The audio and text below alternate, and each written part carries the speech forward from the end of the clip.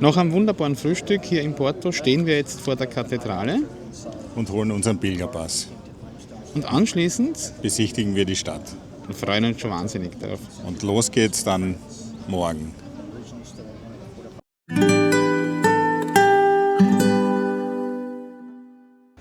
In diesem Video geht es um eine 280 Kilometer lange Reise. Zu Fuß von Porto nach Santiago de Compostela. Unterwegs im Oktober und November 2025. Doch ist es wirklich nur eine Wanderung? Im Sommer 2025 saßen wir in einem Thermalbad, entspannt mit einer Idee im Kopf. Wir wollten ein Buch schreiben.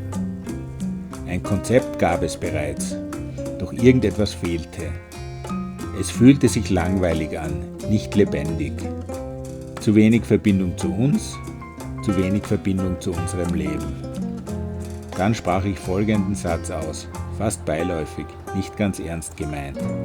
Warum gehen wir nicht den Jakobsweg und schreiben darüber? Dieser Moment veränderte alles. Plötzlich war da eine Richtung.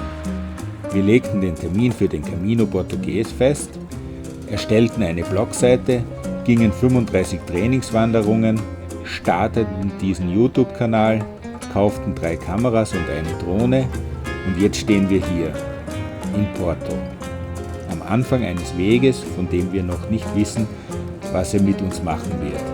Aber wir wissen, dass wir ihn gehen werden. É madeira de vento, tombo da ribanceira. É mistério profundo, é que não me quer. É o vento ventando dela. Obrigado! Gerne.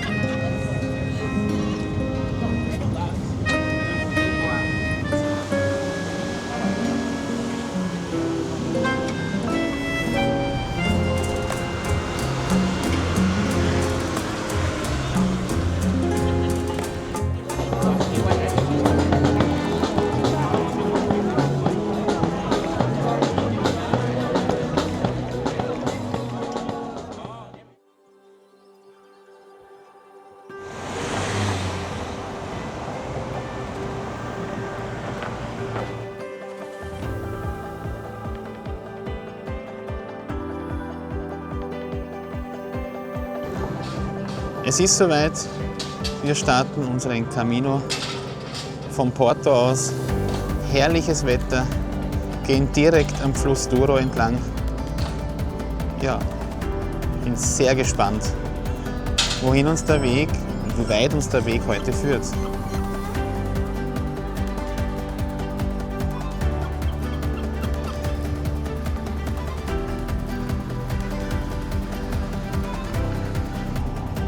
Die Freude ist riesengroß. Wir haben den Atlantik erreicht.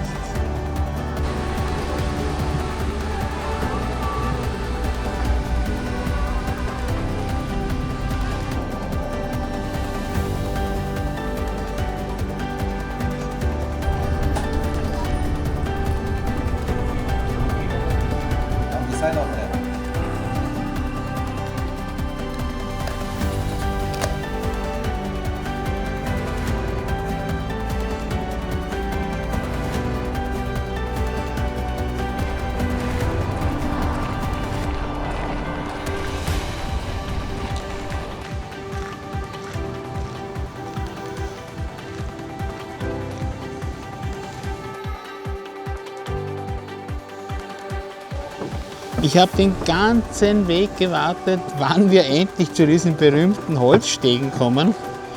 Und jetzt ist es soweit und ich freue mich wahnsinnig. Ah, wirklich super, super, super.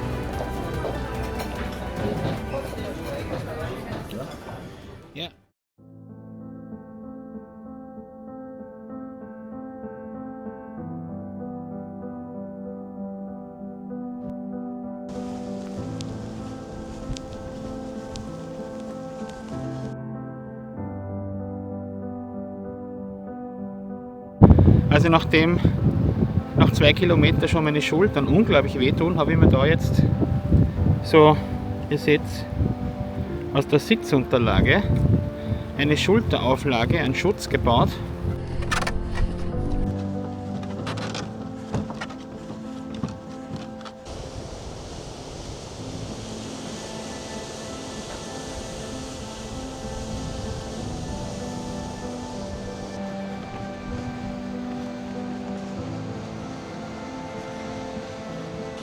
Ja, wir haben uns zwischenzeitlich ein bisschen wärmer ausgestattet mit unseren Wetterjacken, weil es doch kühl geworden ist. Ich habe sogar mein Stirnband jetzt genommen. Ja, Atlantik darfst du nicht unterschätzen.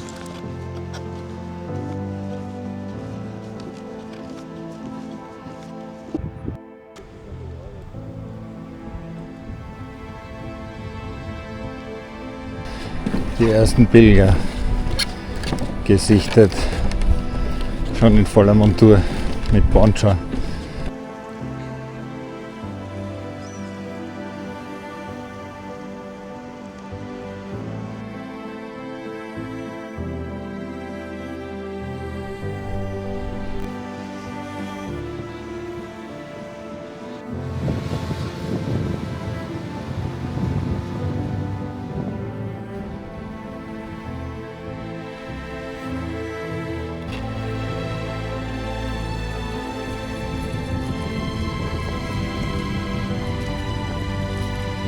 So, ich stoße jetzt langsam wirklich an meine Grenzen.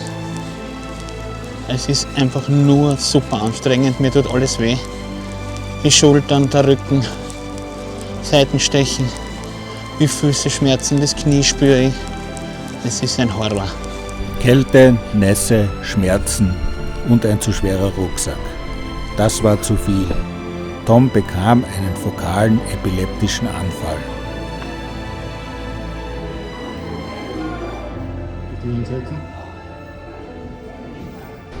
Wir warteten den Anfall und den ärgsten Regen ab und gingen dann weiter bis nach Villa do Conde.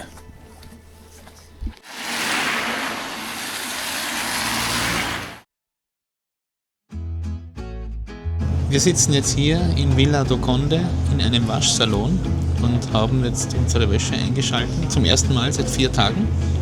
Ursprünglich wollte ich ja Hand waschen, habe mir auch ein nötiges Mittel dazu mitgenommen. Das Problem ist, es regnet sehr und wir wissen nicht, ob die Wäsche dann trocken wird, weil wir sie sonst auch ohne Probleme hinten am Rucksack hängen könnten.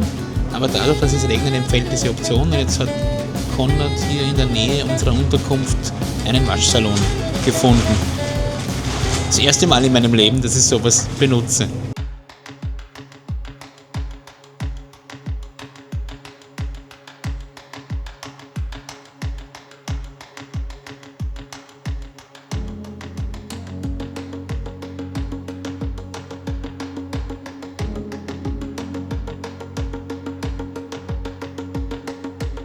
Es ist Tag 5 unserer Reise und Tag 3 unseres Camino.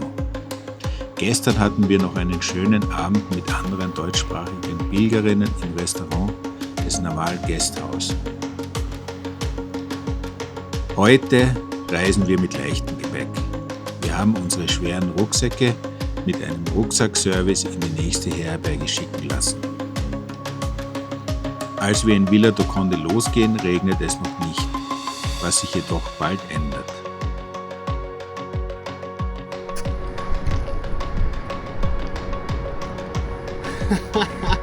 Hallo!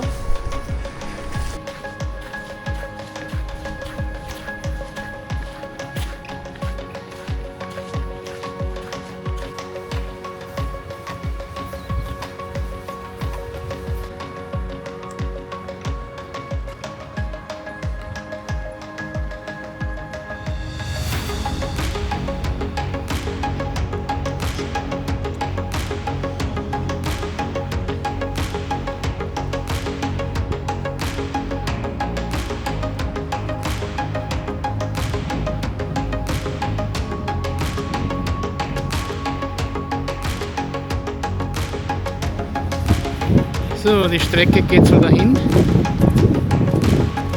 Wetter wechselt in einer Tour. Wir haben mehrmals jetzt schon Poncho angezogen, Poncho ausgezogen. Und Konrad musste jetzt sogar die Schuhe wechseln. Hallo!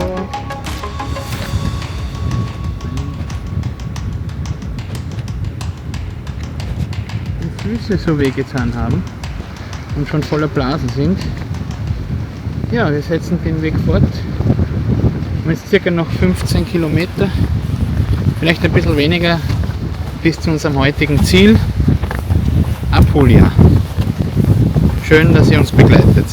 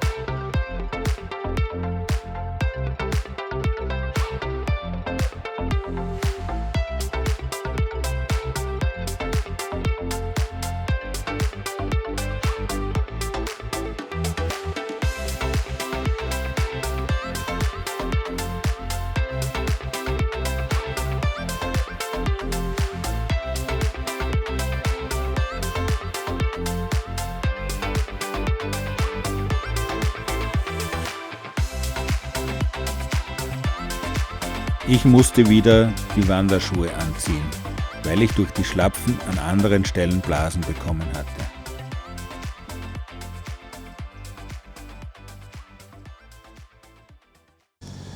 Noch 2,5 Kilometer bis zu unserem Ziel. Aber wir haben jetzt schon beschlossen, eine kleine Pause einzulegen. Also auf jeden Fall eine kleine Pause einzulegen.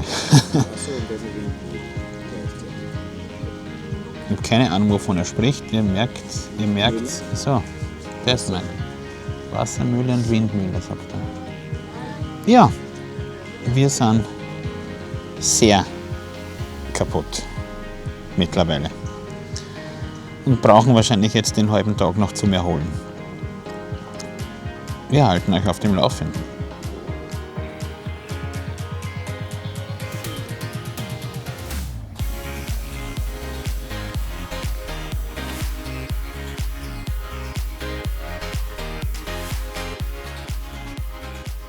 Wir kamen vollkommen zerstört im Home of Pilgrims in Apulia an.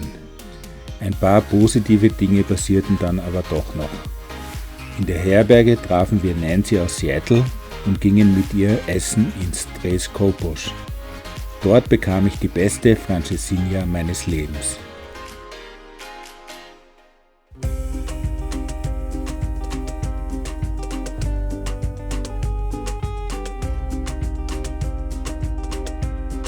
Als wir die Herberge verließen, schlief Nancy noch.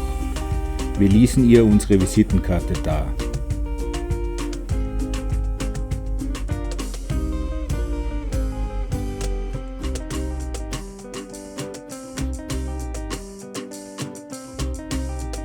Unser erster Weg führte uns in eine Apotheke, wo ich Schmerzmittel und Verbandszeug für meine Füße kaufte.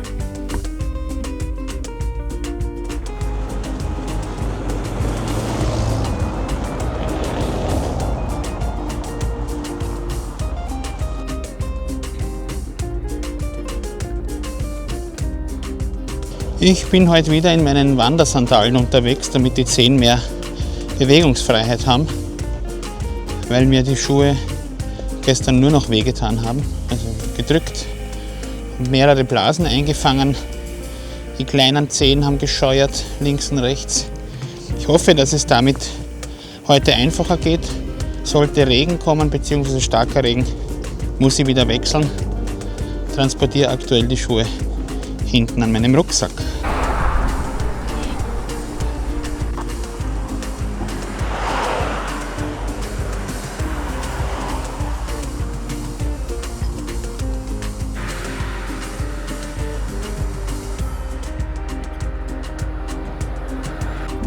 So, nachdem wir die Brücke überquert haben, geht es jetzt hier weiter rein nach Esposendo.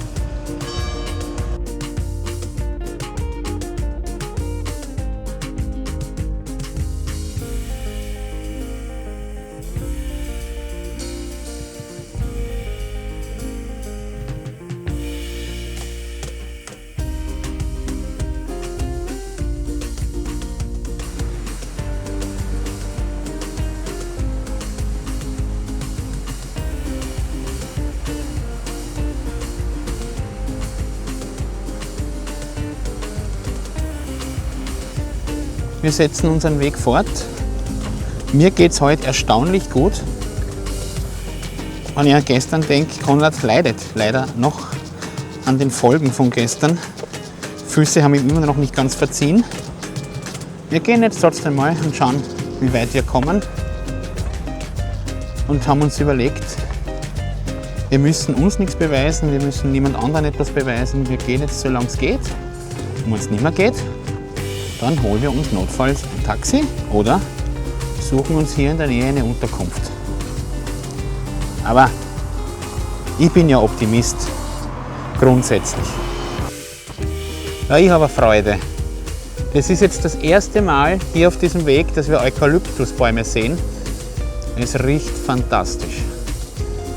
Wow!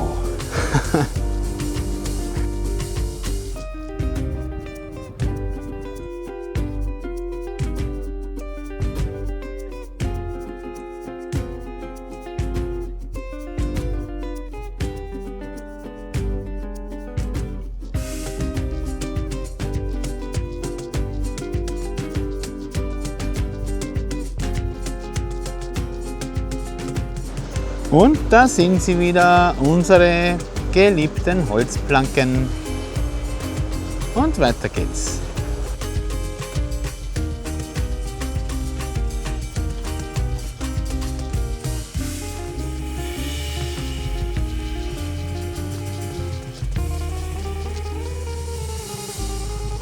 Zu Alberge Ultrea möchte ich nur so viel sagen.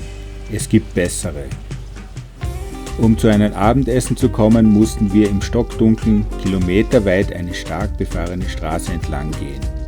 Hin und zurück.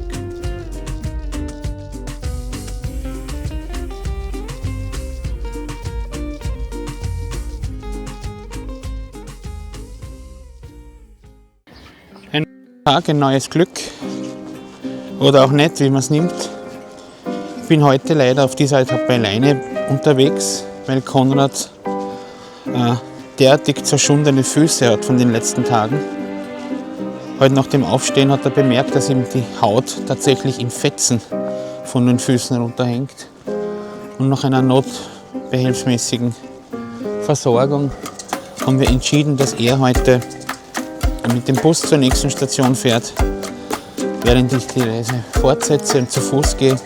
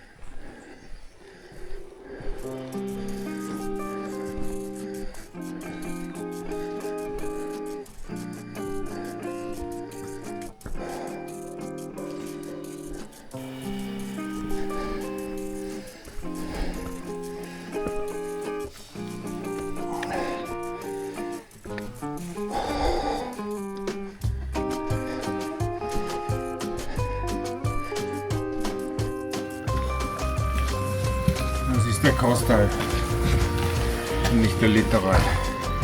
Wie geht's deinen Füßen? Es geht, Schmerzmittel wirken, aber es ist anstrengend. Du hast jetzt gerade gesagt, das ist der Kostal und nicht der Litoral. Haben wir uns verlaufen? Wir haben uns nicht verlaufen. Es gibt zwei Wege an der Küste, einer direkt am Meer und der zweite ein bisschen im Landesinneren. Und wir gehen seit der letzten Herberge eigentlich den ein bisschen im Landesinneren. Aber wir kommen genauso an. Okay. Praia de keine Ahnung was. Okay, aber es ist wirklich anstrengend. Es ist anstrengend, ja. Ja, ich merke es auch. Ja gut, setzen wir fort. Es ist ein bisschen kompliziert. Der Camino da Costa, den gibt es in zwei Varianten. Einmal den Litoral, direkt am Meer, meistens sind wir diesen gegangen, und einmal die offizielle Route. Die sind wir nur ganz selten gegangen. In der Camino Ninja App kann man zum Beispiel zwischen den zwei Varianten hin und her schalten. Ja, wir stehen hier im Eukalyptus Wunderwald, Zauberwald. Riesige Bäume. Riesige Bäume, wunderbar. So, wir kommen durch Ancora und die nächste Station ist dann Villa Praia de Ancora. Dann haben wir unser Etappenziel für heute erreicht.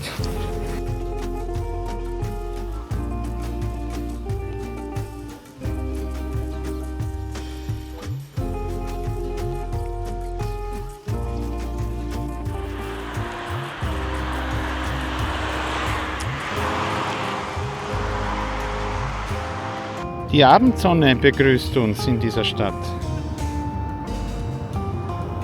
Besser geht's nicht.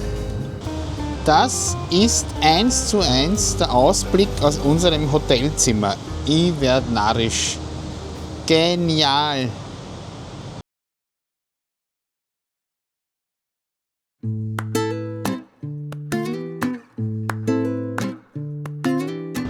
Das war unsere Herberge. Wir starten um 7:45 Uhr.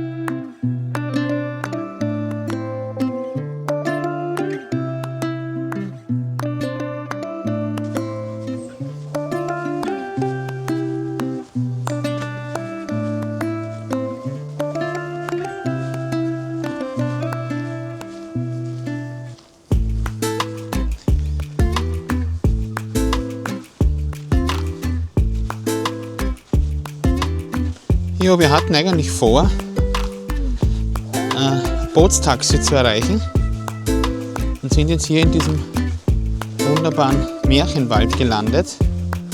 Ein Naturschutzgebiet. Herrlich, friedlich, ruhig und still. Sehr, sehr schön. Wirklich sehr, sehr schön.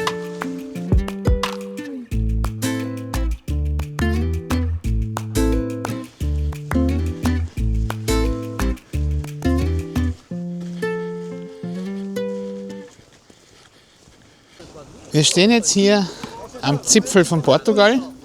Vor uns eine Radtruppe, die mit dem Boot dann nach Spanien übersetzt. Sobald die drüben sind, sind wir an der Reihe. Und mit drüben meine ich Spanien. Sehr geschäftstüchtig. Dieses Boottaxi fängt alle Pilger ab, bevor sie zur offiziellen Fähre gelangen.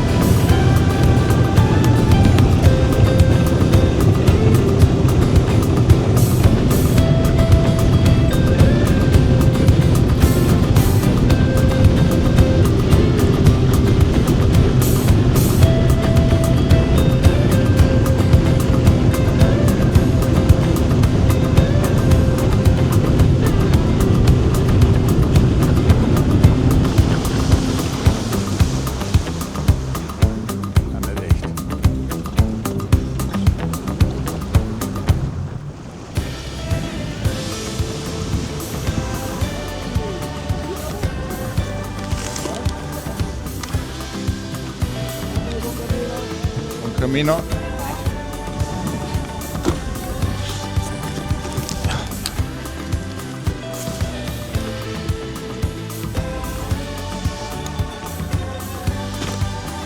Herzlich willkommen in Spanien.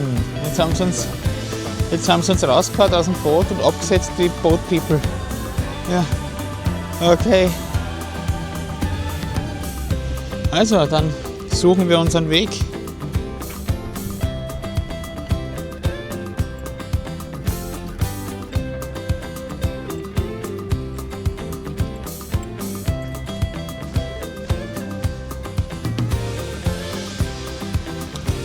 Wieder Holzpfade, Stege, aber diesmal spanische, ohne Geländer.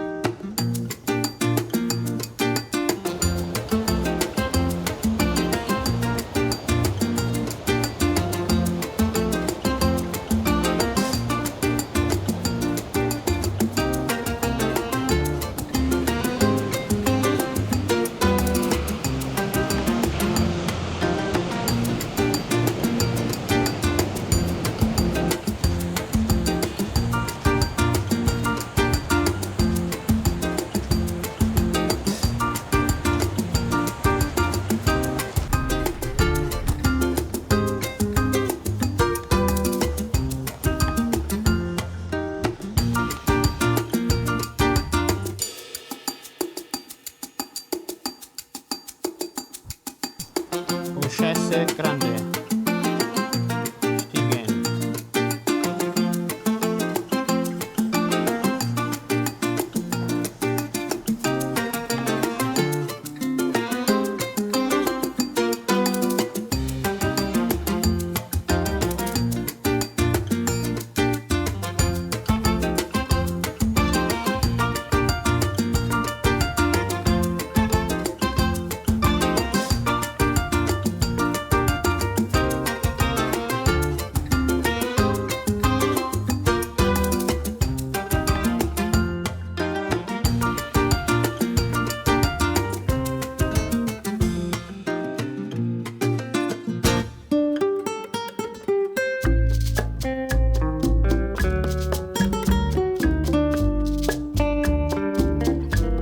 Große Freude, wir haben es geschafft. Konrad hat Sandalen gekauft.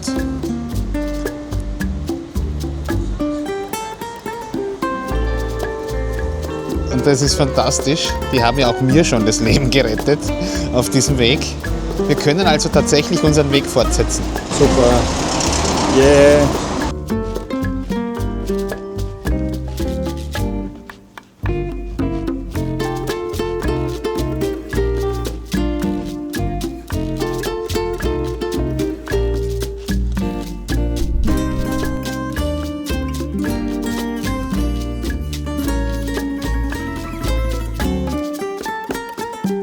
Ja, knapp bevor wir Agadir verlassen haben, haben wir jetzt noch einmal Nancy getroffen und uns unglaublich darüber gefreut. Sie hat uns auch erzählt von ihrem Umweg. Sie ist mit ihren 80 Jahren in ein Boot gestiegen, wurde irgendwo am Strand ausgesetzt und hat dann 11 Kilometer zu Fuß noch gehabt, die gar nicht geplant waren. Sie ist aber gut angekommen, wurde hier dann auch wieder am Weg empfangen. Auch hier wurde geholfen. Es ist fantastisch. Der Camino provides. Jeden Tag wird das wahrer und wahrer.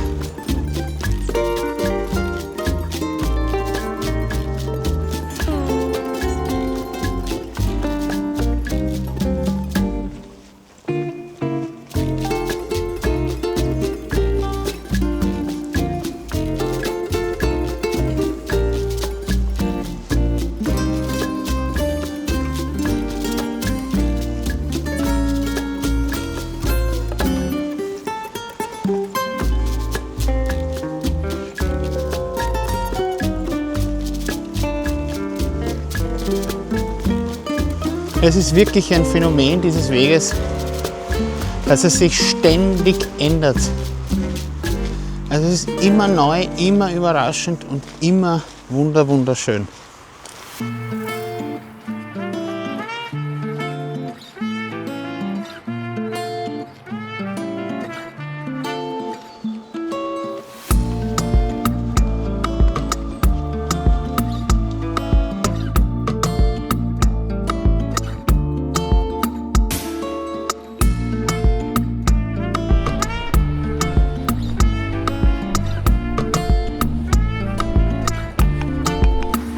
So, wir haben circa die Hälfte unseres heutigen Etappenziels geschafft. Der Weg ist schön abwechslungsreich, aber wir sind schon sehr. Jetzt merkt man aus der Puste. In Agadia haben wir den Tipp bekommen, uns mit Proviant einzudecken, weil es hier danach dann wirklich weite Strecke gar nichts gibt. Kein Gasthaus, kein Café, keine kleinen Märkte, nichts.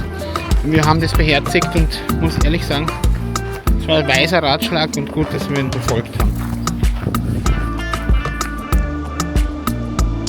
Keine Ahnung, wer das seht oder hört, aber da vorne bei der Kirche findet gerade eine Hochzeitsfeier statt. Das halbe Dorf ist versammelt und feiert.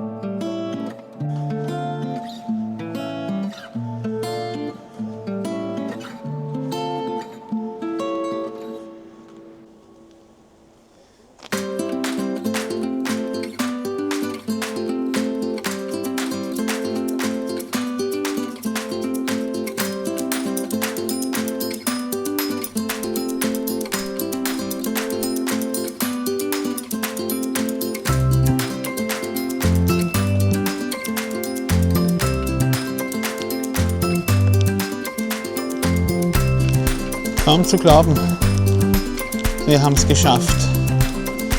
Unser heutiges Ziel, die heutige Etappe, 21 Kilometer mit wunden Füßen.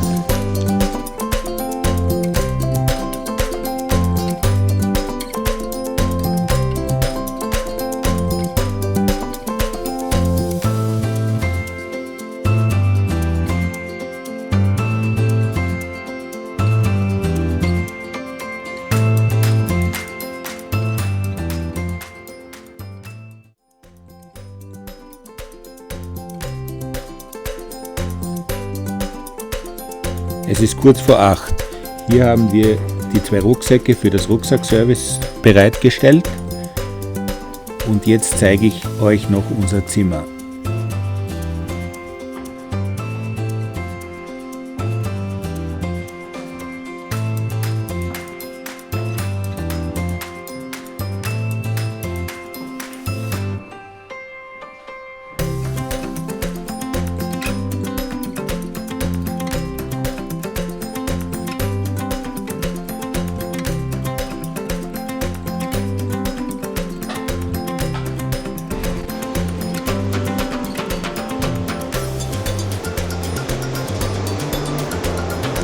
Und so beginnt ein neuer Tag auf unserem Camino.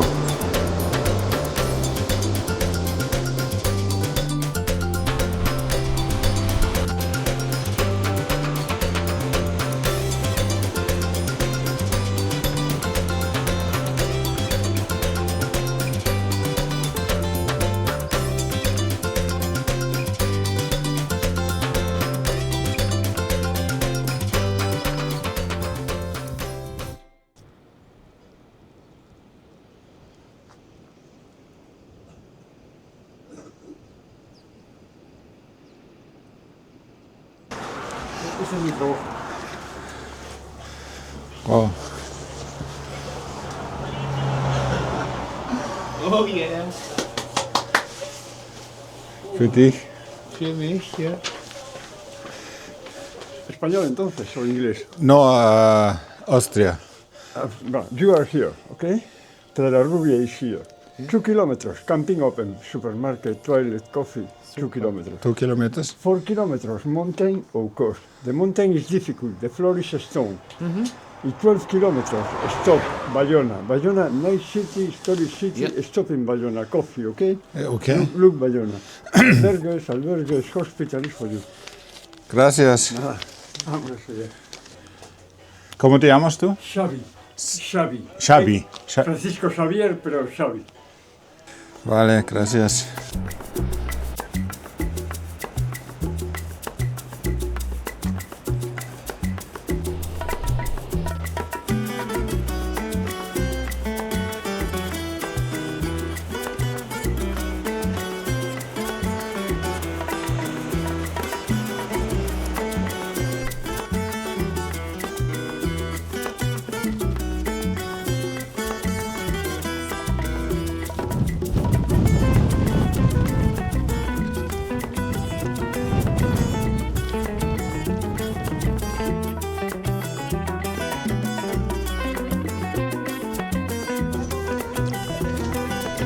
Sitzen wir hier bei diesem Leuchtturm, haben ein Bier bestellt, obwohl es noch ein bisschen früh ist, und essen unsere Tortilla aus der Dose, dem Tuppergeschirr von gestern.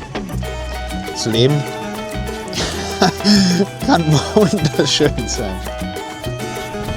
Da hinten, schon in Blicksicht, aber doch noch in weiter Ferne, liegt unser heutiges Ziel, unsere heutige Etappe Bayona. 5 oder 6 Kilometer werden es noch werden. Und dann werden wir uns diese wunderbare Stadt anschauen. Los geht's!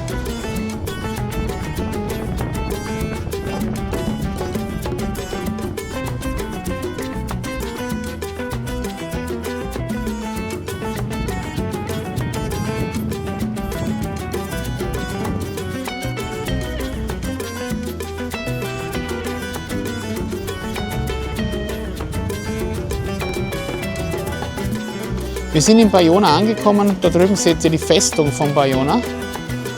Es ist jetzt kurz vor 1, um 15 Uhr öffnen unsere Unterkunft. Wir werden uns jetzt hier in der Stadt etwas zu essen suchen und ganz gemütlich noch eine kleine Pause einlegen und unseren ersten Eindruck dieser Stadt machen. Geschafft für heute.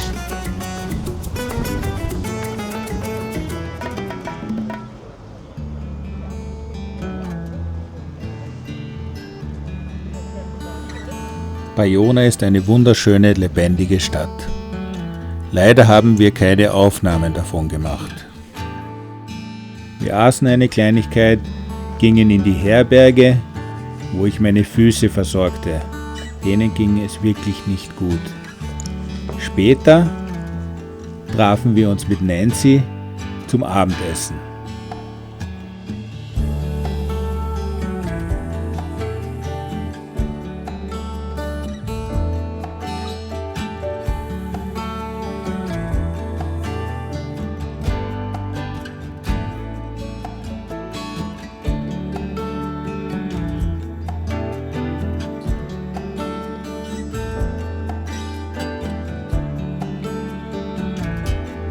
Eigentlich wollten wir zuerst mit dem Bus nach Vigo fahren, wo ich dann in ein Krankenhaus gehen wollte. Dann beschlossen wir aber gleich hier in Bayona ins Krankenhaus zu gehen und erst danach mit dem Bus nach Vigo zu fahren. Im Krankenhaus wurde eine sogenannte zweite Haut auf den Fuß aufgebracht. An Gehen brauchte ich aber nicht zu denken an diesem Tag. Und so fuhren wir mit dem Bus nach Vigo. So irgendwas kaufen zum Desinfizieren.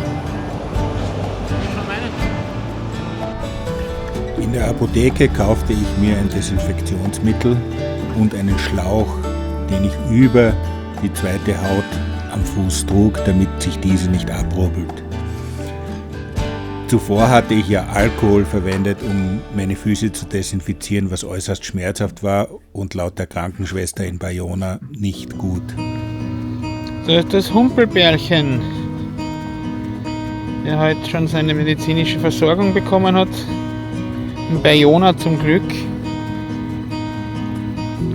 Und jetzt trotzdem aber noch leidet. Das ist ein Grund, warum wir heute beschlossen haben, morgen noch einen Tag in Vigo zu verbringen. Wir müssen uns einfach etwas erholen und schauen, dass wir den restlichen Weg so gut wie möglich fortsetzen können.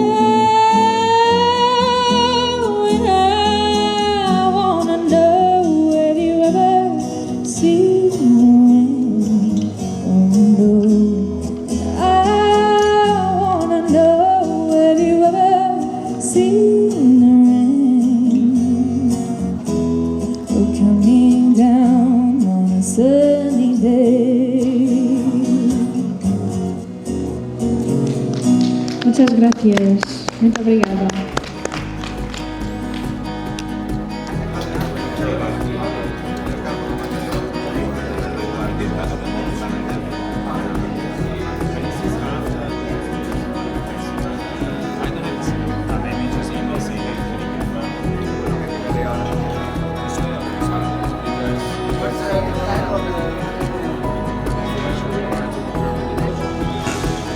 Wir sind nicht die letzten Gäste, da sind auch noch ein paar.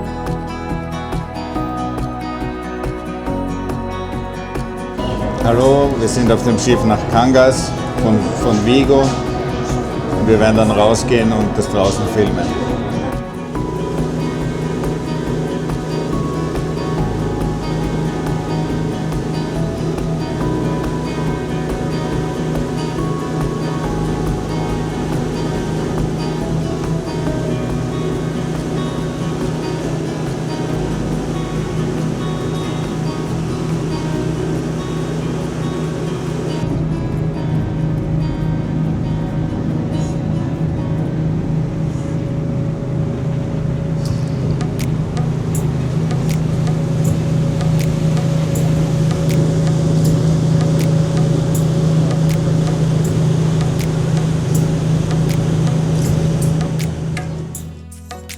Konrad, wo sind wir hier? Wir sind in Cangas, das ist gegenüber von Vigo, auf der anderen Seite der Ria. Und wir haben gedacht, es ist ein Fischerdorf, aber es ist eher eine Stadt. Die wir jetzt erkunden. Du stehst im Regen. Ja, und wir erkunden sie trotzdem. Wir erkunden die Stadt.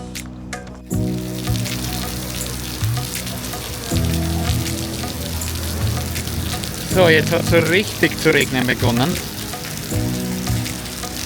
Wir stehen jetzt hier aus dieser geplanten kleinen Hafenrunde, wird es wohl vorerst nichts.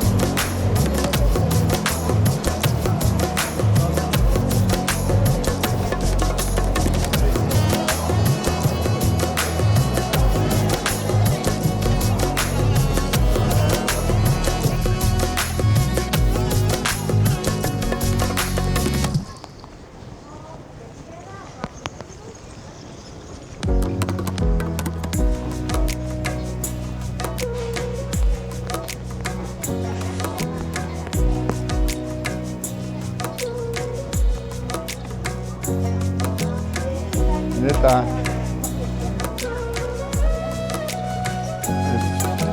Ja, vielleicht.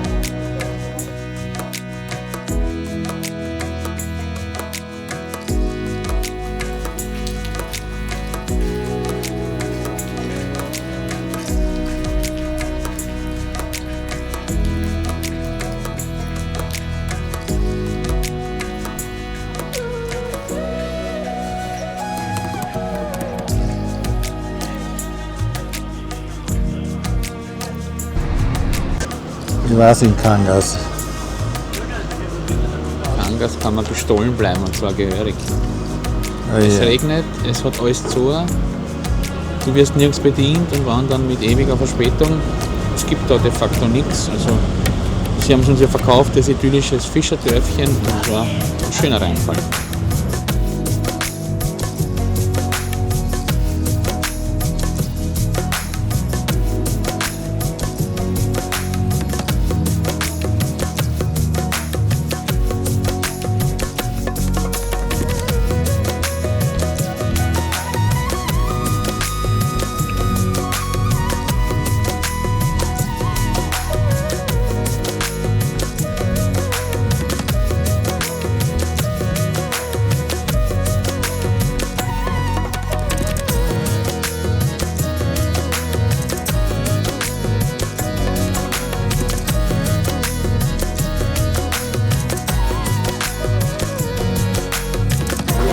Hallo, wir sind in La Tita Rivera.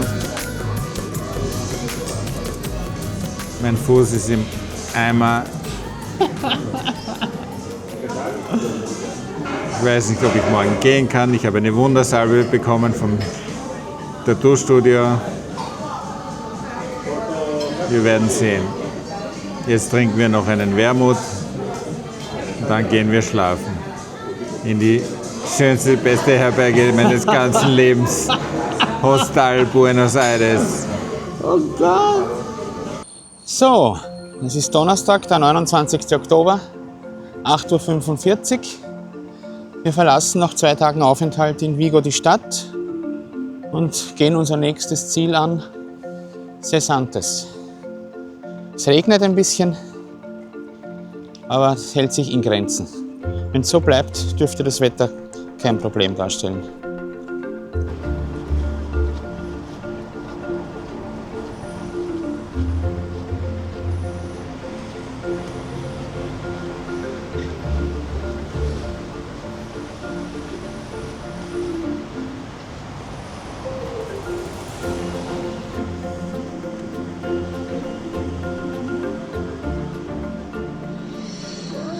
Primavera entrecortada, yo me quedé a la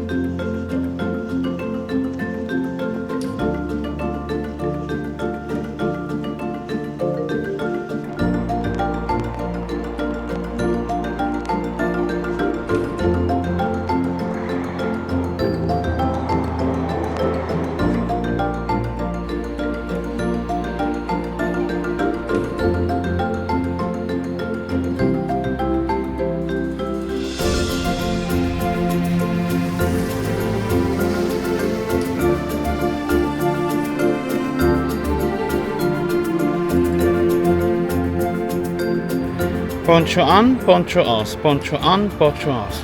Rauf, runter, rauf, runter. Also, man schwitzt eh so in diesem Plastikzeug, es ist eh so extrem dunstig. Und dann auch noch das.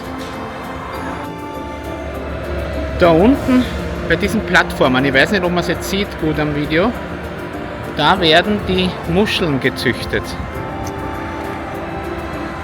Berühmte, es sind sehr, sehr viele. Ich glaube, ich habe gelesen, eine der größten Muschelzüchtereien der Welt.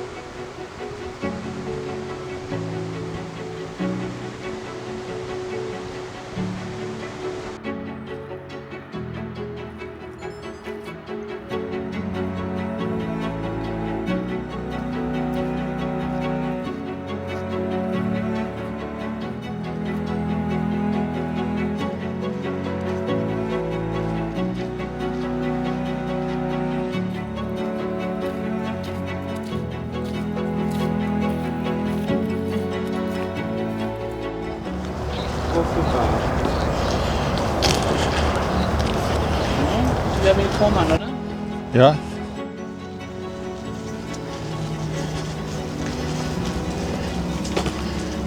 Bist du aufgehört? ja, Ja oder nein? ja. Du? 75 Meter. 30, gehst du oben? Na, 35.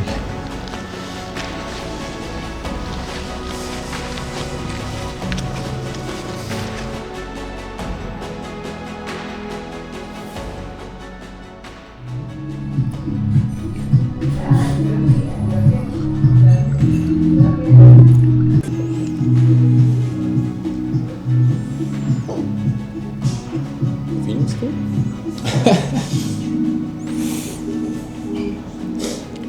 Das Pilgerleben. Das Pilgerleben. So ist das Pilgerleben. Mit einer guten Chorizo-Suppe.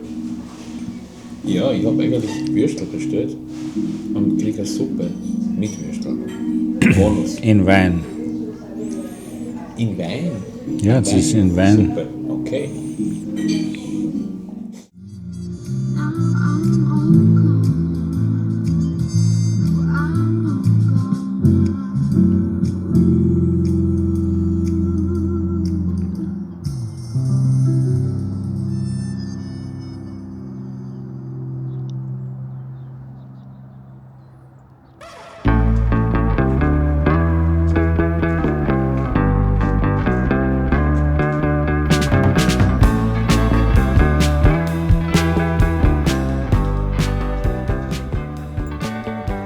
Man sieht es leider auf den Videos nie, aber da geht es so richtig steil runter. Und das ist für unsere Füße alles andere als angenehm. Aber zum Glück haben wir sie nicht mehr so weit, wenn wir wieder mal der Wegbeschreibung und der App vertrauen können.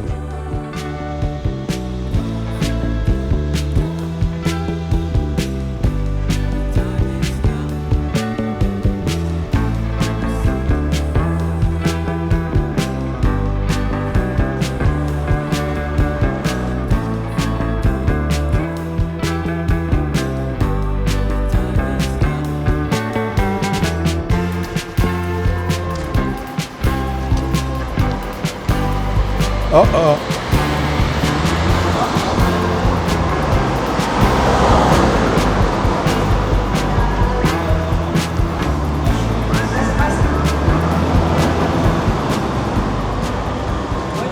Hola.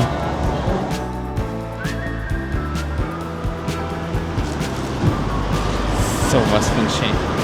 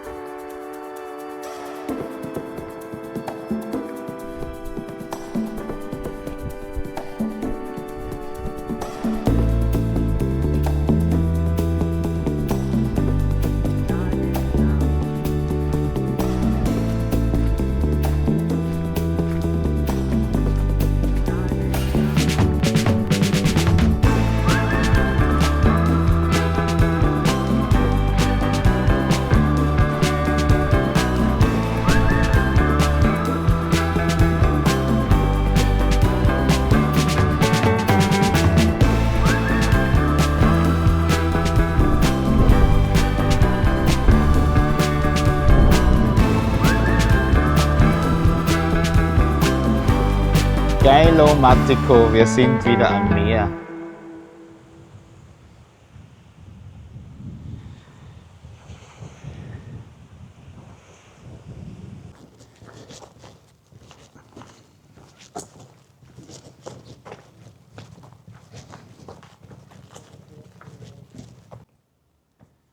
Wir haben unser heutiges Ziel erreicht.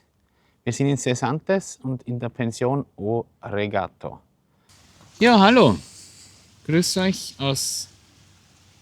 Cesares. Ich sage immer Cervantes, aber das ist was anderes. Ja. Ja. Cesares in der Ria von Vigo. Wir sind heute 21 Kilometer marschiert. Wir wollten an sich nur 18 marschieren. Ja, es ist dann mehr geworden. Es war ja gar nicht klar, ob wir überhaupt gehen können, ob wir das heute wieder schaffen. War ja kurz an der Kippe alles, wir haben es aber dann versucht und es ist verhältnismäßig gut gegangen. Es war sogar überraschend gut. Ja, ich habe mich frisch getaped und mit der Wundersalbe eingeschmiert in der Früh in Vigo. Dann haben wir das schnuckelige Zimmer verlassen. Nein, ich war so froh, dass wir da draußen waren. Es war eine Katastrophe. Die Bude war eine Katastrophe, wirklich. Und ich habe ja, ein paar von euch haben ja gelacht, wie ich gesagt habe, ich nehme ein Bettwanzenspray mit. Ich war froh, dass ich ihn mitgehabt habe. Ja. Es gab eine Rezession vor 2 Wochen, dass jemand Bettwanzen dort gehabt hat. Bekanntschaft gemacht hat mit Bettwanzen, genau. Ja, also der Tag war heute wunderschön, obwohl sehr abwechslungsreich. Wir haben ununterbrochen, vor allem die erste Hälfte des Tages, ständig Poncho an, Poncho aus, Poncho an, Poncho aus. Also ständig geregnet hat, heftig geregnet hat, dann war der Regen wieder weg, dann war die Sonne wieder da. Und es hat sich ewig gezogen, bis wir aus Vigo draußen waren, also, weil die Stadt hat man immer noch gesehen. Und es war ein schöner Blick über die Bucht, aber es war auch das Wetter, die Wolken, sehr wolkenverhangen und zeitweise eben Regen. Mhm. Aber wir haben unterwegs wirklich schöne Begegnungen gehabt. Wir haben eine Frau kennengelernt Eine Kanadierin aus Kanada. aus Toronto. Und ja, die uns ein Stück weit begleitet hat, die auch schon ein bisschen fußmarot unterwegs war und sich über Begleitung gefreut hat. Haben dann 2 kurze Pausen eingelegt. Die erste 10 Kilometer nach 10 Kilometern in ich weiß nicht, ob das der Ort war. Nein, das ist das Gasthaus hieß Oedo Velho Cabañas. Also und das war super. Also so herzlich empfangen worden und wirklich super Leute. Wirklich super Leute. Irgendwie sind alle im Halloween-Fieber und überall sind Spinnweben, Dekos. Und Ja. aber es ist eine wirklich super Jausenstation. Genau. Die zweite Pause haben wir dann eingelegt, kurz nachdem wir in Redondela angekommen sind. Wir hätten ja auch in Redondela Halt machen können, haben aber gesagt, na, wir gehen ein Stückchen weiter. Und es war eine sehr, sehr gute Entscheidung. In Redondela haben wir wirklich gemerkt, dass jetzt immer noch genügend oder viele Pilger unterwegs sind. Das war ja, also bisher unser ganzer Weg von Porto bis hierher war ja fast nichts. Wir sind ja den Großteil der Wege allein gegangen und haben ganz selten nur andere Wanderer getroffen, andere Pilger. Und da plötzlich war ein großes Aufkommen. Waren plötzlich ganz viele Leute unterwegs, viele Amerikaner, viele Deutsche. Ja. Da treffen sich offensichtlich die Pilgerwege, der Camino Central, der Litoral und der Costal, alle in einem Punkt. Und dann da treffen sich die Wege und gehen, glaube ich, gemeinsam bis Pontevedra. Dann gibt es wieder eine Abzweigung mit dem Spiritual. Ja. Ja. Wir sind jetzt in Cesantes, sagst du, heißt es? Cesantes. Cesantes. Wir sind in Cesantes in der Pension O Regato untergekommen und das ist auch, wir wurden super herzlich und lieb empfangen. Jetzt, ich war so glücklich, dass wir wieder mal ein sauberes Zimmer haben, einen sauberen Raum. alles Mögliche da, was man bräuchte oder brauchen könnte, angefangen von Kaffeemaschine über Getränkeautomat, also wirklich auch ein guter Service und sehr herzlich die Aufnahme auch gewesen. Wir sitzen jetzt am Meer, schauen uns ein bisschen noch den Sonnenuntergang an, da hinten, den könnt ihr jetzt leider nicht sehen, schauen den Booten zu und werden dann da gleich ums Eck am Abend noch ein gutes Abendessen zu uns nehmen. Ja, wir waren selbst sehr überrascht, wenn wir es geschafft haben. Wir haben tatsächlich 180 Kilometer schon gemacht, sind jetzt unter 100 Kilometer, ich glaube jetzt sind wir bei 92, die noch vor uns liegen und dann ist der Camino schon wieder vorbei. Ja, Also unglaublich, wie schnell das gegangen ist. Aber schön. na Gott sei Dank haben sich die Füße einigermaßen regeneriert und diese Wundercreme und das Tapen tun ihr Übriges. Gut, okay, soweit. Erstes kurzes Update oder ein neues kurzes Update. Wir werden jetzt noch den Sonnenuntergang genießen und unser gutes Abendessen schmecken lassen. Danke für euer Interesse, dass ihr wieder dabei wart. Alles Liebe.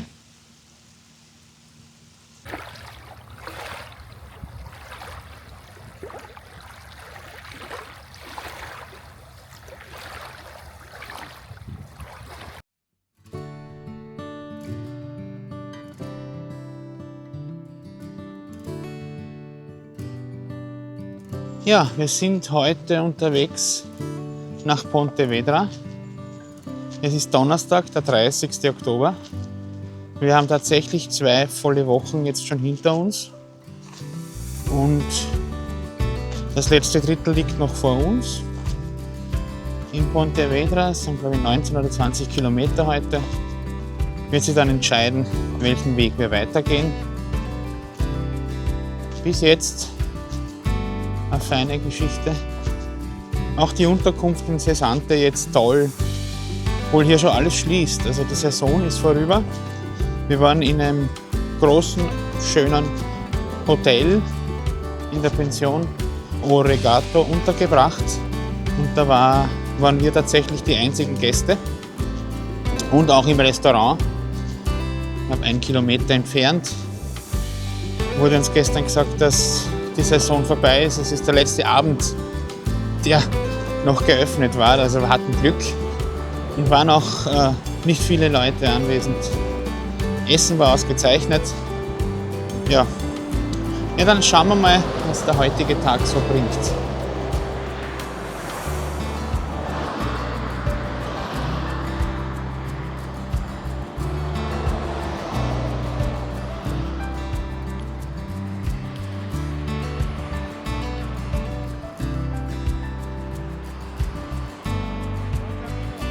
Camino.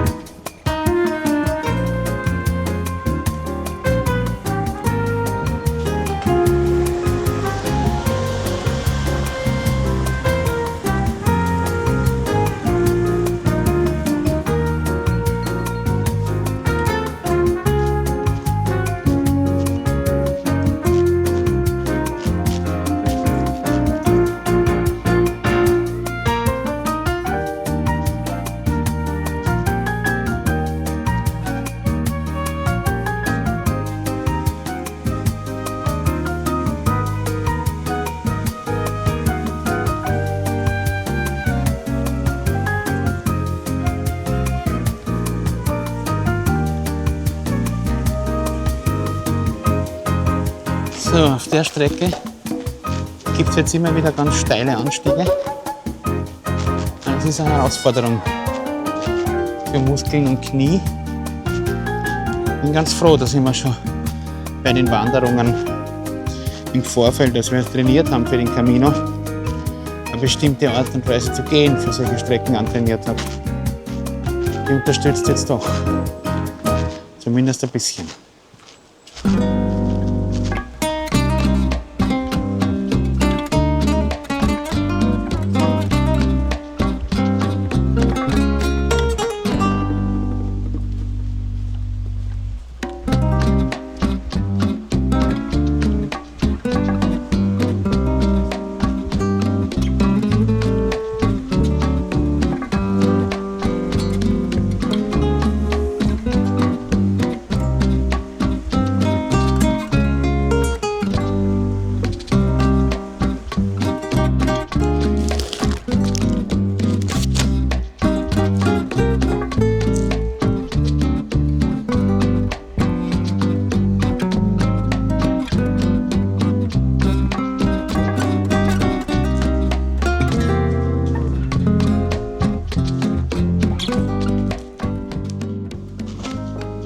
So, wir haben wieder mal eine kurze Rast gemacht. Jetzt sind wir sehr im Trödelmodus. Aber das ist ja wurscht. Das ist ja unser Weg und wir bestimmen, wie schnell wir den gehen und wie oft wir Rast machen. Aber schaut's, wieder hat sich der Weg verändert.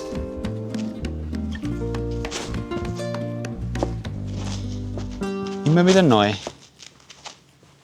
Immer wieder schön.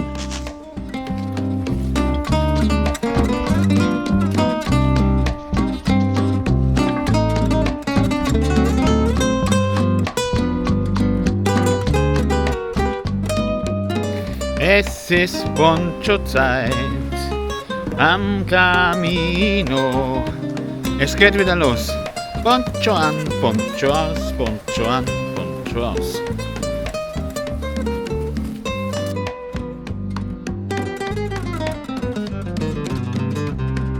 Wir stehen jetzt vor einer Entscheidung, und zwar, ob wir diesen Weg nehmen. Das ist der sogenannte Complementario. Der führt durch eher Naturgebiet mit vielen Zickzacks.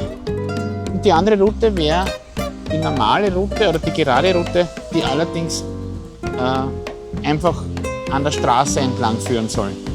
Wir haben jetzt ein bisschen hin und her überlegt und obwohl wir auf der geraden Route wahrscheinlich eher was zum Essen bekommen werden, haben wir uns jetzt doch entschieden. Wir wagen das Abenteuer. In Camino Complementario. Auf geht's!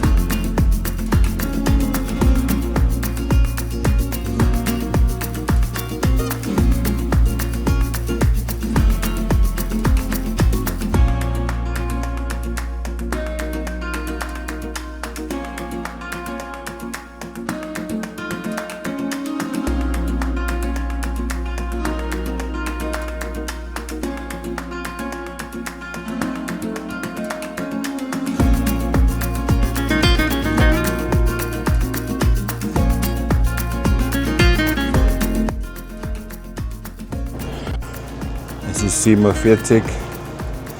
Wir gehen los. Los geht's aus Pontevedra Pontevedra, nach Armentera. Armentera. Und wir haben uns entschlossen für den Espiritual. Auf geht's!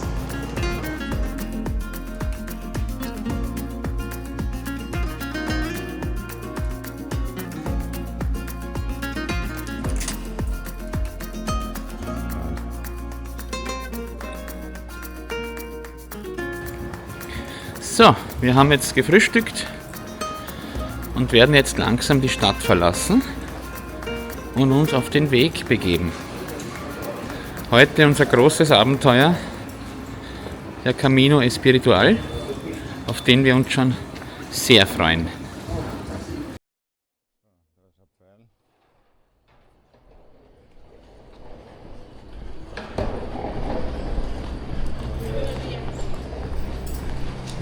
Na geh!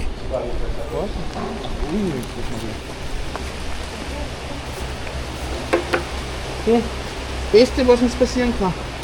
Es tropft und wir sind sofort im Unterschlupf und nehmen den Poncho und wissen, was zu tun ist.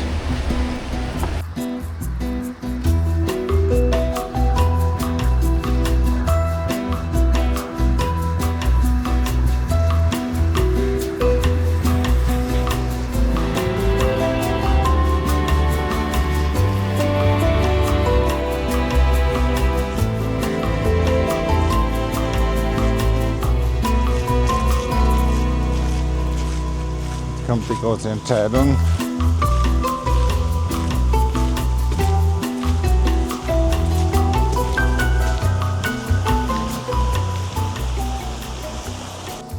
Ja, wir haben uns für die Variante Espiritual entschieden. Und da sind genau die 3 Etappen, die auch wir machen werden. Von Pontevedra über den Berg nach Armentera. Dann übernachten wir. Dann geht es weiter ans Meer, nach Vilanova de Arosa. Und dann fahren wir mit dem Boot bis Pontes Azures, gehen noch ein bisschen bis Padrón, übernachten und dann geht es nach Santiago de Compostela.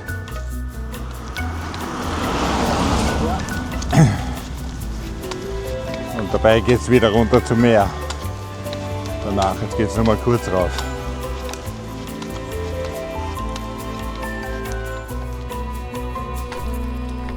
Und es geht wieder rauf.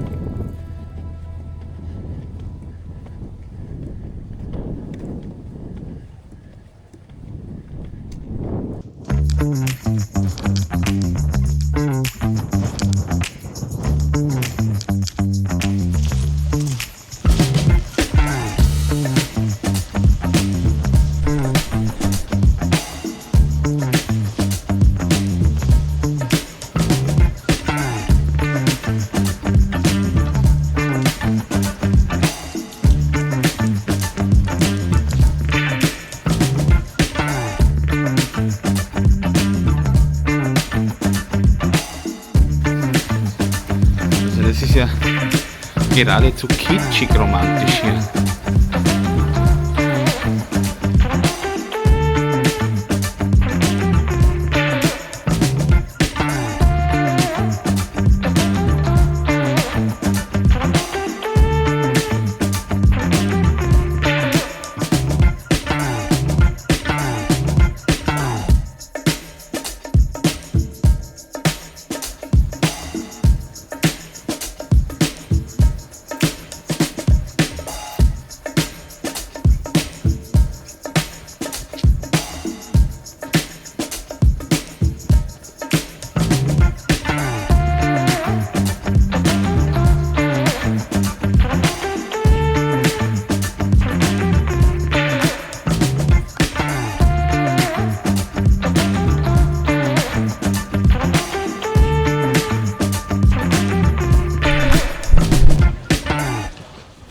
Passt, das haben wir richtig.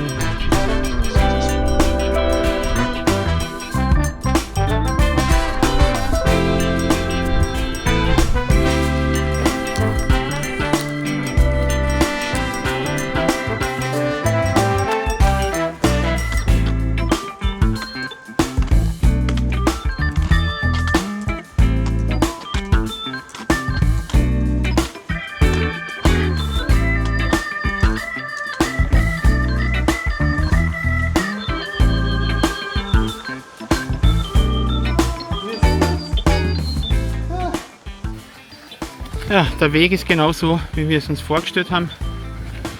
Er ist lang, er ist steil, er ist anstrengend, es ist ein saumäßiges Wetter, aber trotzdem ist es wunderschön. Ein paar Kilometer haben wir noch, dann haben wir unser heutiges Etappenziel erreicht.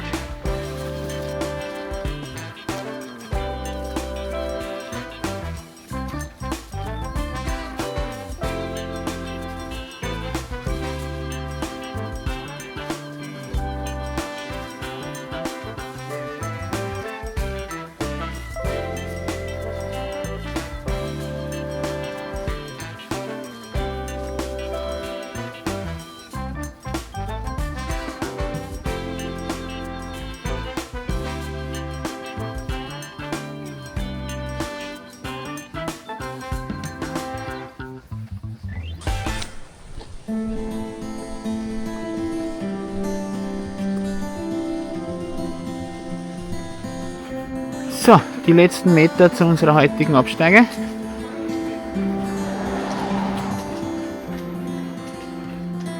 Und da sind wir schon.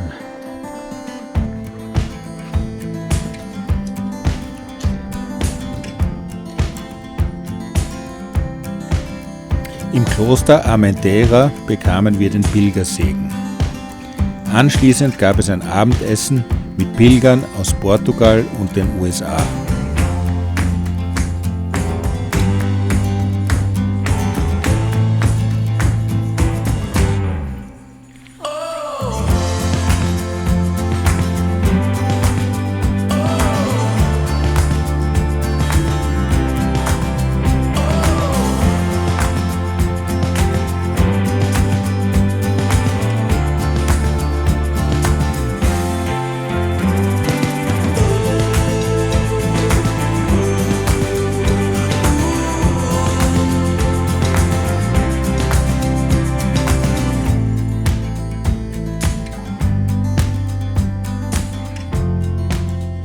Es ist Samstag, der 1. November. Wir verlassen jetzt Armentera, sind gerade beim Kloster und gehen nach Vilanova de Arousa. Dort übernachten wir wieder.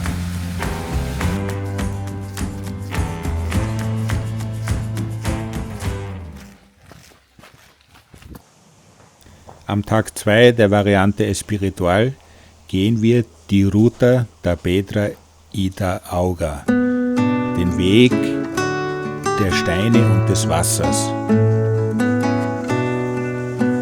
Wir gehen die Fußgängervariante und nicht die Radfahrervariante. Das ist unsere beste Entscheidung überhaupt, denn der Fußgängerweg führt uns durch einen verwunschenen Zauberwald mit über 30 alten Mühlen.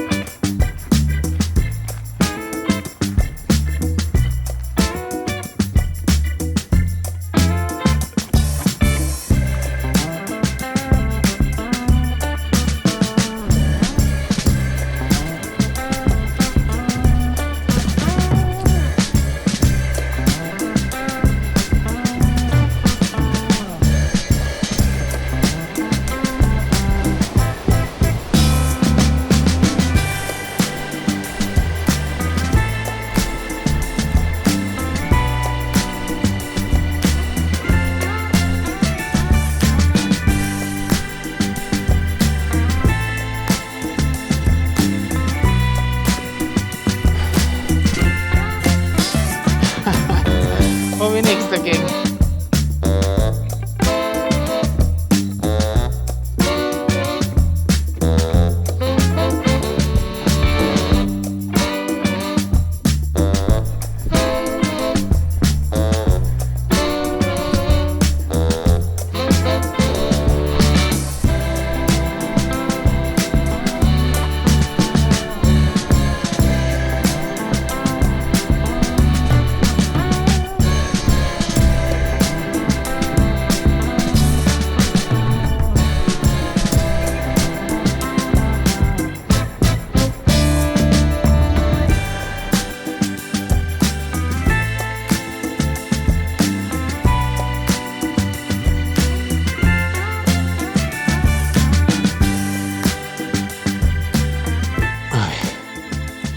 sind seit über 8 Stunden unterwegs, immer noch nicht am Ziel. Und eigentlich haben wir gedacht, dass es jetzt nur mehr runter geht, aber es geht schon wieder bergauf. Und jetzt bin ich echt schon fertig heute. Also viel schaffe ich heute nicht mehr. Ich hoffe, dass wir bald doch ankommen.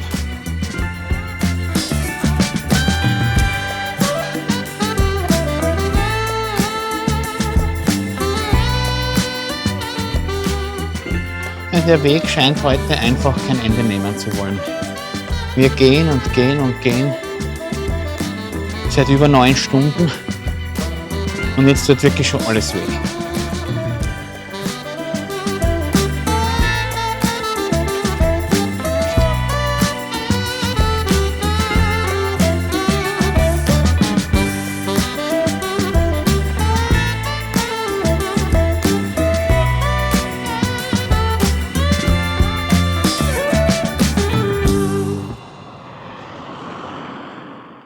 Nach 26 Kilometern und 1,5 Stunden Marsch sind wir an unserem heutigen Tagesziel angekommen, dem Hotel Bradomín.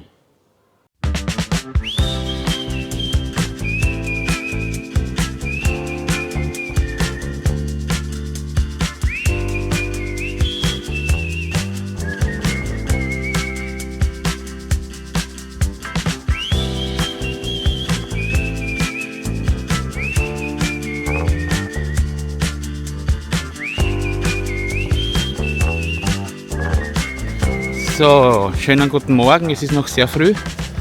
Wir haben gerade im Hotel ausgezeichnet gefrühstückt und sind jetzt unterwegs zu den Booten, mit denen wir heute unser nächstes Etappenziel erreichen wollen, Padrón. Und morgen haben wir dann unser großes Ziel erreicht, Santiago.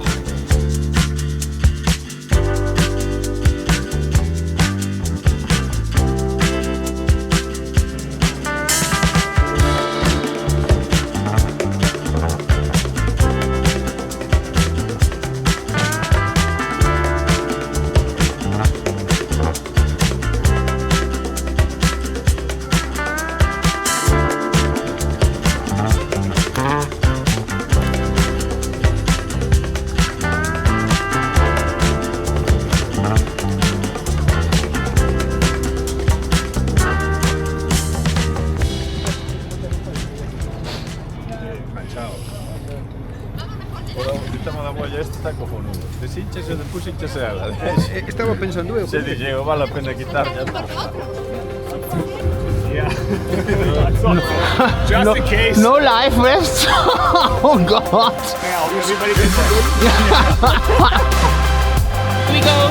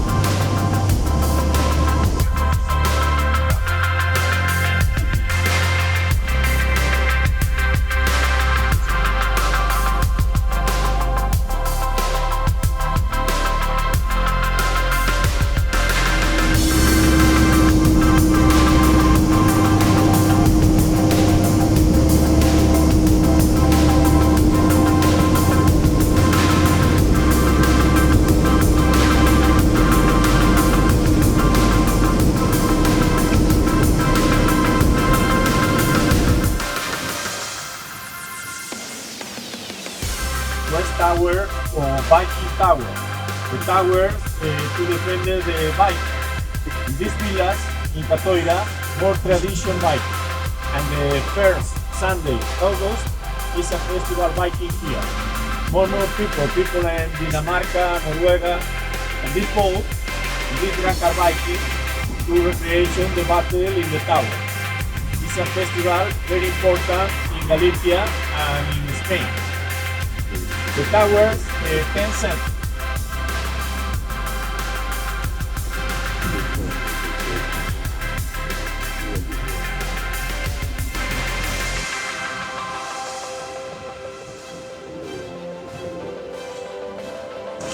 The name the boat, the name the Drakkar is Frederiksson. Frederiksson is a name the village de Denmark. Frederiksson is twined with Katoya.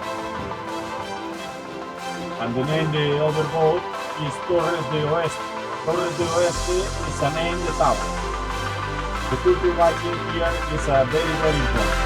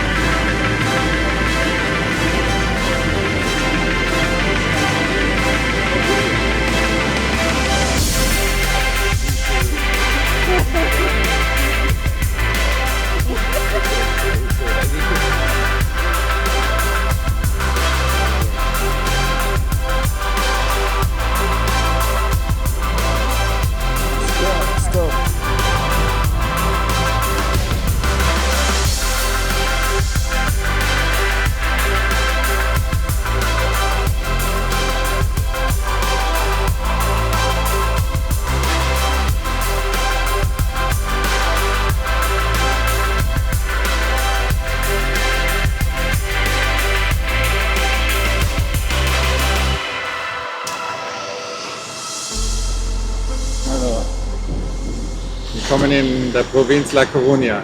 Yeah. So, wir sind mit dem Boot in Pontecesures angekommen und gehen jetzt ein paar Kilometer nach Padrón, wo wir heute den Tag verbringen und übernachten werden.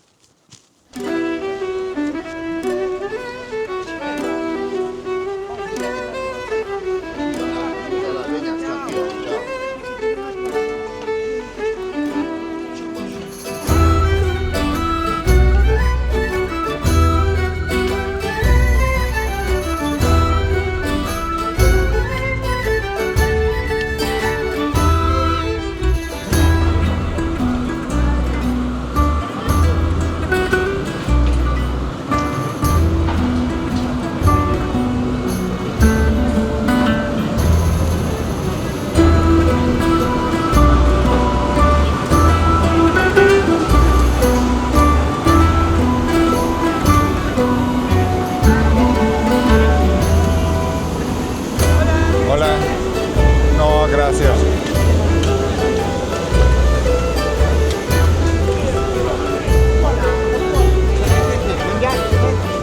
No, no, gracias.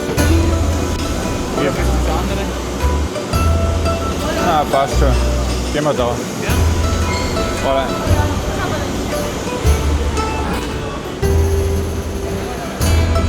Fühlen sich gut an. So, Prost.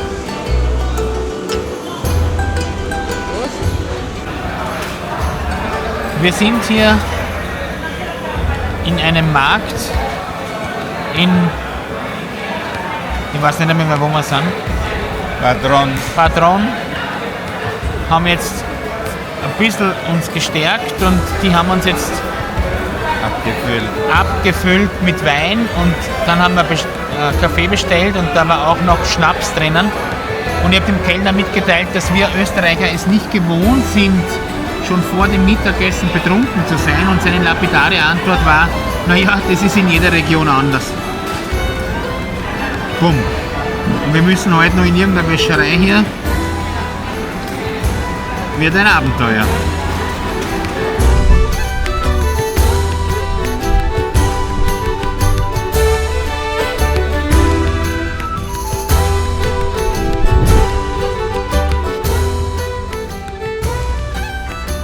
Wir spazieren durch Padrón auf der Suche nach einer kleinen, feinen Bar oder einem Restaurant. Und wir werden da sicher fündig werden. Die Stadt ist klein, aber fein.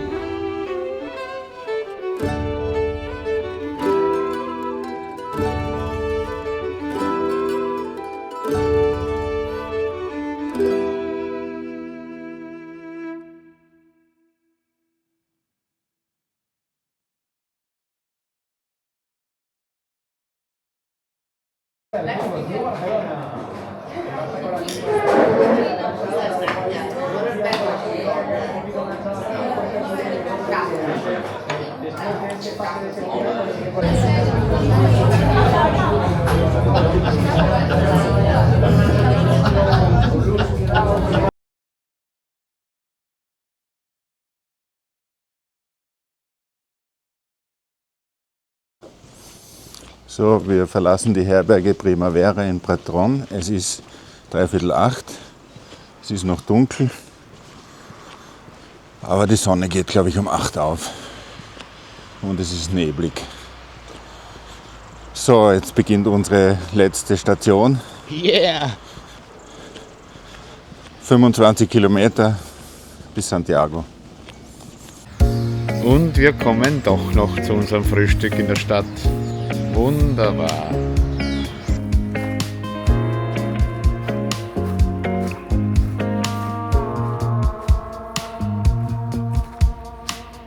I'm walking on the edge, got a tear in my heart, but a weight off my chest. Set fire to the rest.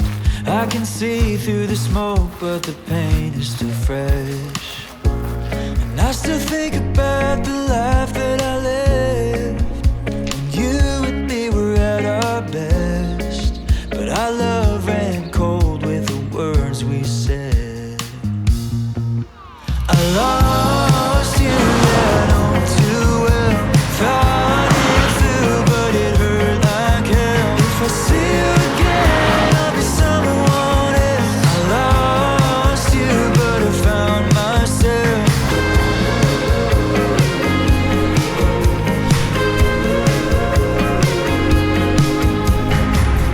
I'm talking to the walls. Now it's only me when the midnight calls. And I wonder where you are, 'cause the lights are on, but I'm in the dark. And I think it's better off this way. I won't cover up the scars. I lost you, yeah, I know too well. Thought it through, but it hurt like hell. If I see you again, I'll be someone else. I lost you, but I found myself.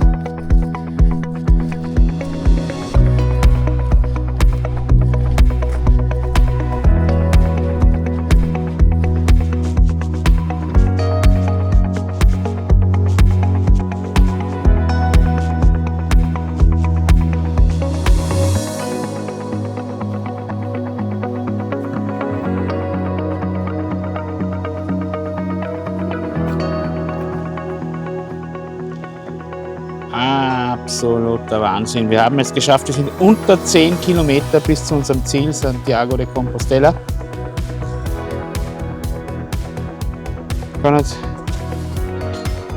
Die letzten Meter waren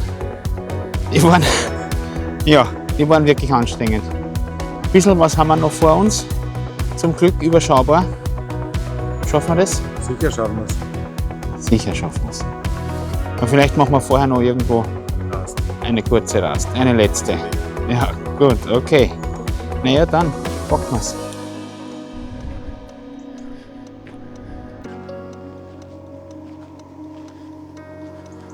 So, wir hatten gerade einen unfreiwilligen Aufenthalt in einem medizinischen Erstversorgezentrum, weil wir ca. 8 Kilometer vor unserem Ziel noch eingekehrt sind in eine kleine Tapas-Bar.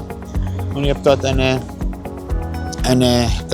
traditionelle galizische Suppe gegessen und habe leider auf diese Suppe mit einem ganz, ganz heftigen allergischen Anfall reagiert. Ich habe massiv erbrochen. Das wäre jetzt nicht so tragisch gewesen. Schlimm war, dass ich Atemnot gekriegt habe. Ich habe keine Luft mehr bekommen und musste schnell medizinisch versorgt werden. Mich hat dann eine Frau, ich weiß gar nicht, ob das eine Angestellte war, mit dem Auto ins nächste Zentrum gebracht, wo ich sofort behandelt worden bin mit Medikamenten und untersucht wurde. Und nach einer, ja, ich weiß jetzt gar nicht, wie lange es gedauert hat. Auf jeden Fall bin ich jetzt wieder entlassen worden, es ist wieder okay, bin wieder stabil und wir können den Weg fortsetzen. Kommen halt wesentlich später an, als wir geplant hatten. Aber zumindest komme ich an. Also jetzt reicht es dann mit den medizinischen Problemen.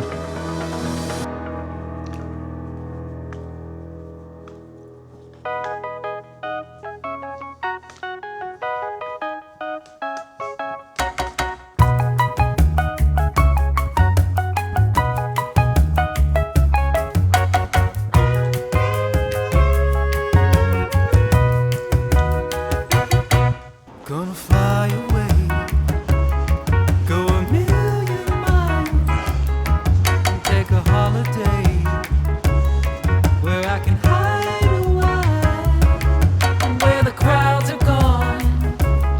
I'll hear the siren song saying, "Here, a life like this, you can do no wrong." A life like someone told me I'd never see.